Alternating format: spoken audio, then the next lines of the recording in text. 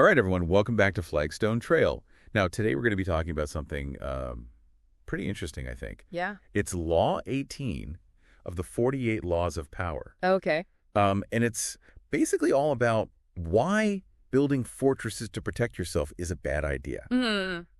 Interesting. So do not build fortresses to protect yourself. Isolation is dangerous. Oh, That's the full title. Okay, so it's kind of counterintuitive, right? Like when you feel threatened, you want to circle the wagon. Yeah, you hunker down. We hunker down, exactly. But Green's argument here is that isolating yourself can actually make you more vulnerable. Yeah, that's true. I mean, look at Shih Huang Ti. Okay, yeah. He's the first example Green uses. Yeah. Right? The first emperor of China. You can't deny he accomplished a lot, uniting all those warring kingdoms, standardizing laws, language, even like the size of cartwheels. I know, right? Talk about attention to detail. But he was also incredibly paranoid, right? Obsessed with security. Oh, absolutely. Yeah. He had this palace with 270 pavilions, all connected by secret passageways. And he slept in a different room every night to avoid assassins. And he had anyone executed who even saw him. Yeah. Pretty extreme, right? You'd think he'd be untouchable, But all that isolation, all those walls, they didn't actually keep him safe.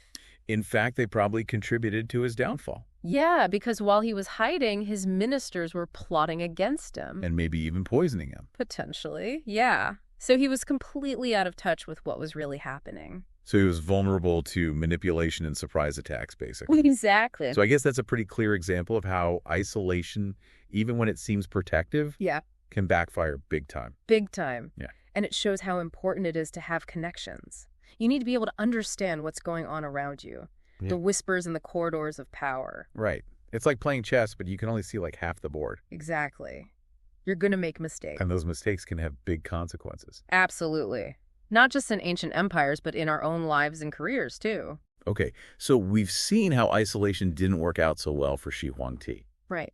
Now, to really highlight this point, Green contrasts him with a leader who did the exact opposite, Louis XIV. Oh, yeah, the Sun King. Yeah.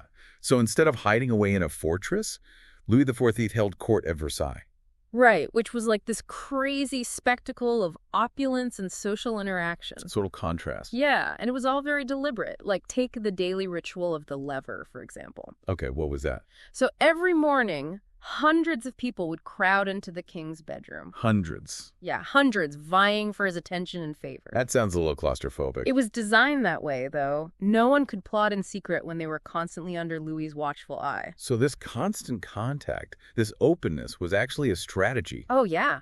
A very clever one. How so? Well, first, to give Louis access to a ton of information. He was always in the loop. Exactly. He knew who was associating with whom, who was happy, who was disgruntled. And second, it made the nobility totally dependent on him. they were all competing for his attention. Exactly. Playing his game. So it's like he turned his vulnerability into a strength. Exactly. Yeah. He was constantly surrounded, but that meant he was constantly informed. And by keeping his rivals so close, He made it much harder for them to plot against him. because they were too busy trying to win his favor. Exactly. So two very different approaches to power. Right. Shih Huang Ti, isolated and vulnerable. And Louis XIV, open and in control. And both of those stories have lessons for us, I think, even in the modern workplace. Absolutely. We may not be ruling empires. But we all have to navigate power dynamics. For sure. So what does it really mean to avoid building fortresses in today's world? Yeah, how do we apply this to, our jobs, our lives? I think it's about understanding that isolation, even when it feels safe, Can be a trap. a trap. Yeah. Because it cuts us off from the information and relationships we need to thrive, So we end up vulnerable. to manipulation and surprise attacks. Right. So we need to be engaged. We need to be in the mix, Exactly. We need to understand the players and the dynamics at play. which is tough these days, right? Right. With remote work, social media, echo chambers. It's so easy to retreat into our own little worlds. We might not be building physical fortresses. But we can build walls of isolation with our technology and our habits. So how do we break down those walls? How do we avoid isolating ourselves without even realizing it? Welcome back. So we saw in part 1 how retreating into our fortresses. Can be a recipe for disaster. Exactly. And the thing is, we can isolate ourselves without even realizing it. It can be very subtle. Right. So in this part, let's look at some signs that we might be falling into that isolation trap. Okay, sounds good. One of the first red flags is a decline in communication. Like you find yourself reaching out to colleagues less often. Like skipping those optional meetings. Yeah. Or even just avoiding those quick chats in the hallway. Right. It's like you slowly fade into the background. Exactly. And that's the danger. The less you communicate, the less connected you feel. And the less connected you feel, the less you communicate. It's a vicious cycle. A downward spiral of isolation. Right. So decreased communication is one sign. What else should we watch out for? Good question. Well, another sign is that feeling of being overwhelmed or out of the loop. Oh, yeah. Like you're constantly playing catch-up, missing key information. Exactly. Not being included in important decisions. You get that sinking feeling of, wait, what happened? Exactly. When did this decision get made? Why wasn't I consulted? And that feeling can be really demoralizing. You start to feel powerless, like you don't have any control. And it can make you want to isolate yourself even more. Exactly. Because you think, well, they didn't include me anyway, so why bother? It becomes a self-fulfilling prophecy. Right. So we've got declining communication feeling, out of the loop. What about like the emotional side of things? Oh, yeah. Isolation definitely affects how we feel, too. And in what way? Well, it often goes hand in hand with increased stress, anxiety. Even resentment. Yeah. You start to feel like everyone else is in on some secret that you're not. Like some inside joke. Exactly. And that feeling of being excluded can make you negative and cynical. Which pushes you away from others even more. Exactly. Yeah. So it's not just about being physically isolated. It's about that emotional distance that starts to creep in. And all those negative emotions, they can manifest physically too. Oh, absolutely. Headaches, fatigue, sleep problems. Our bodies are pretty good at telling us when something's wrong. Yeah. So if you're noticing any of these signs, declining communication, feeling overwhelmed, a rise in negativity. It's time to take action. Exactly. Okay, so we've identified the red flags. Yeah. Now the big question, how do we break out of this isolation cycle? How do we reconnect? What are some practical steps we can take? Well, the first step is awareness. You have to recognize that you're feeling isolated. And then make a conscious effort to change your behavior. Exactly. And sometimes just acknowledging the problem is a big step. It's like saying, okay, I see what's happening here. I'm not going to let this continue. Right. And even though it can be challenging, especially if you're naturally introverted, Or you've been isolating yourself for a while. small changes can make a big difference. So where do we start? What are some of those small but impactful changes? Well, let's go back to communication. Make a point of reaching out to at least one colleague every day. Even if it's just for a quick chat. Yeah. Just ask, how was your weekend? Or, what are you working on? Simple things like that. Exactly. And don't be afraid to initiate those conversations, even if it feels a little awkward at first. I think most people are happy to chat. Especially if you're showing genuine interest. Right. And those small interactions can really help you build rapport. And create a sense of connection. Oh, and don't forget about nonverbal cues. Like what? Eye contact, a smile. Even just turning your body towards the person you're talking to. Those are important. Yeah, all of those things signal that you're open and engaged. Excellent point. Nonverbal communication can be just as important as verbal communication. Okay, so now let's talk about that feeling of being overwhelmed. Because that can really contribute to isolation. Yeah, so how do we regain that sense of control? I think prioritizing and setting realistic goals is key. Don't try to do everything at once. Right?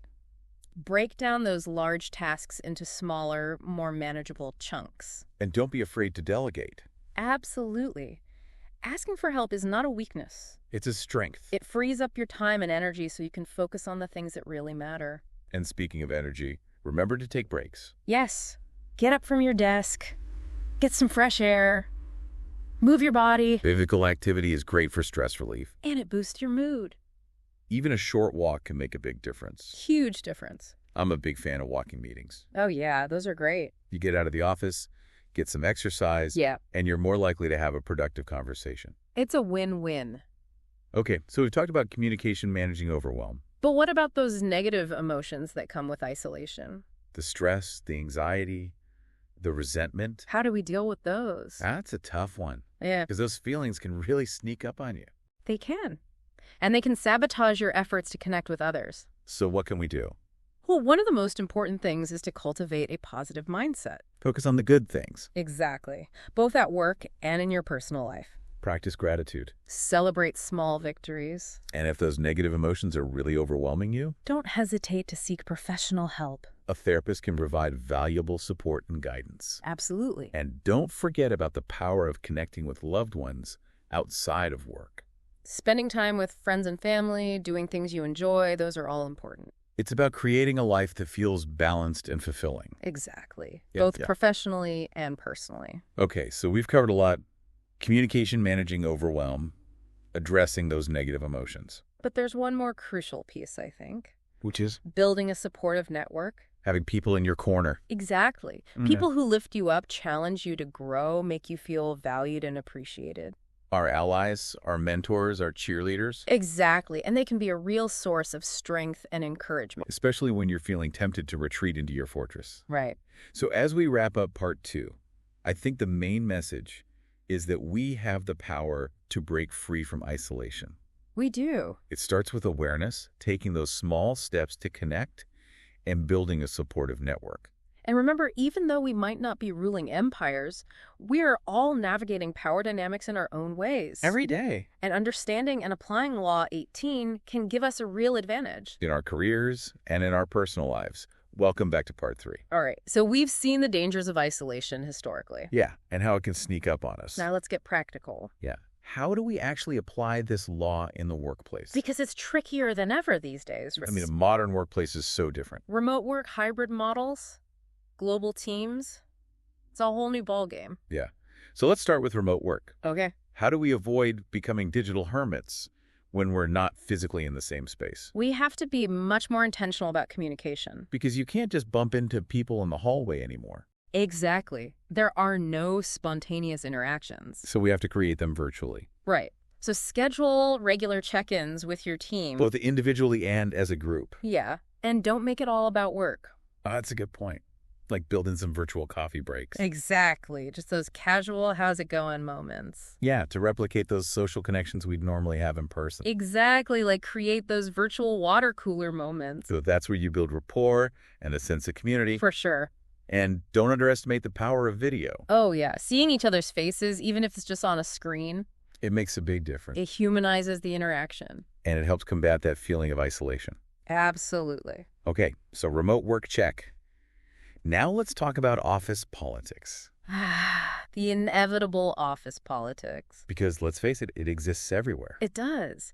So how can Law 18 help us navigate that without becoming like master manipulators? Yeah, we don't want to be scheming Machiavellis. Right. Well, remember, Law 18 is about building bridges, not burning them. So don't just stay in your own little silo. Exactly. Reach out to colleagues in other departments. Go to those cross-functional meetings. Volunteer for projects that give you exposure to different teams. Expand your horizons. Exactly. It's all about expanding your network. And building relationships with people who have different perspectives. Yeah. And different expertise. Because that not only helps you avoid isolation, but it also gives you a broader understanding of how the organization works. and you know what they say, information is power. That's right. The more connected you are, the more you know. And that can give you a real strategic advantage. It can.